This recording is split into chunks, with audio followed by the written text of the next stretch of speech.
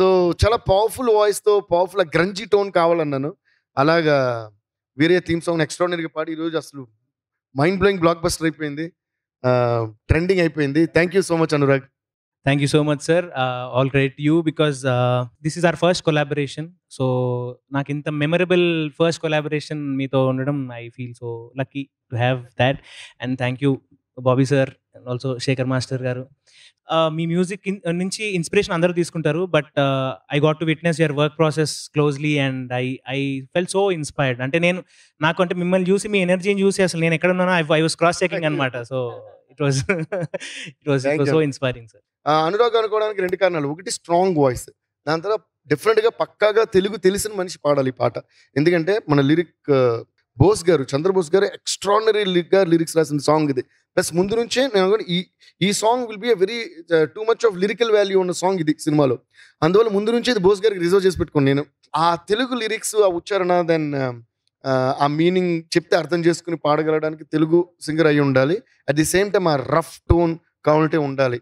పైగా తనతో ఒకటేమో గ్రంజీ టోన్తో పాడించి, ఒక టోన్ ఏమో బోల్డ్గా పాడించి, రెండింటిని మళ్ళీ వింటూ మిక్స్ చేసామన్నమాట. So thanks to my sound engineer Uday also and my other 2 sound engineers కుట్టి ఉదయ్ అండ్ సురేష్ కుమార్.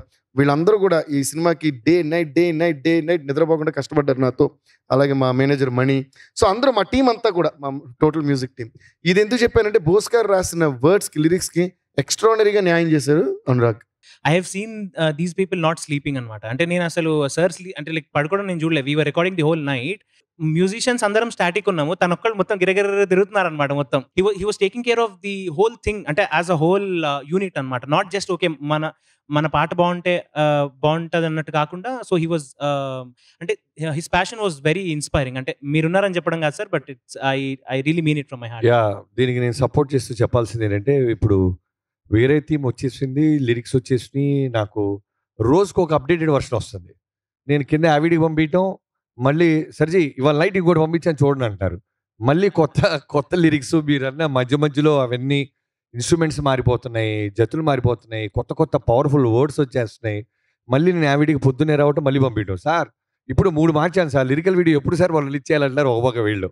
నాకేంటంటే అంత పవర్ఫుల్ సాంగ్ వైండింగ్ అప్గా ఏదో ఒకటి రావాలి. ఆ చిరంజీవి గారి మ్యాగ్నానిమస్ ఇది ఆయన చూపించిన విధానం మీరు చూస్తే నేను ఎందుకు అంత చేసినా అర్థమవుతుంది. అది మ్యాచ్ అవ్వాలంటే ఏదో జతుల్లాగా ఏదో కావాలి. అది మళ్ళీ ఊరికే జతుల్లా కాకుండా అందులో మీనింగ్ ఉండాలి. ఆ మీనింగ్ మళ్ళీ ఓవర్ అవ్వకూడదు, అండర్ అవ్వకూడదు. సినిమాకి సెట్ అవ్వాలి, చిరంజీవి గారి స్టేచర్కి తగ్గకూడదు. ఇంత ఉంది అందులో. పైగా ఇంకో విచిత్రమైన విషయం మీకు చెప్తా. మీరు విన్నది ఓన్లీ ఆడియో వర్షన్ మాత్రమే. ఇది సినిమాలో ఇంకొక పల్లె ఉంటుంది ఇదే పాటకి, తనకు తెలుసు. ఇంకో పల్లె ఉంటుంది, ప్లస్ ఇంకా ఎక్స్టెండెడ్ వర్షన్ ఉంటుంది, ఇంకా కోరస్లు, ఇంకా ఎక్స్టెండెడ్ మ్యూజిక్. ఆ ఎపిసోడ్ చూస్తే గూస్ బంప్స్ కన్ఫర్మ్.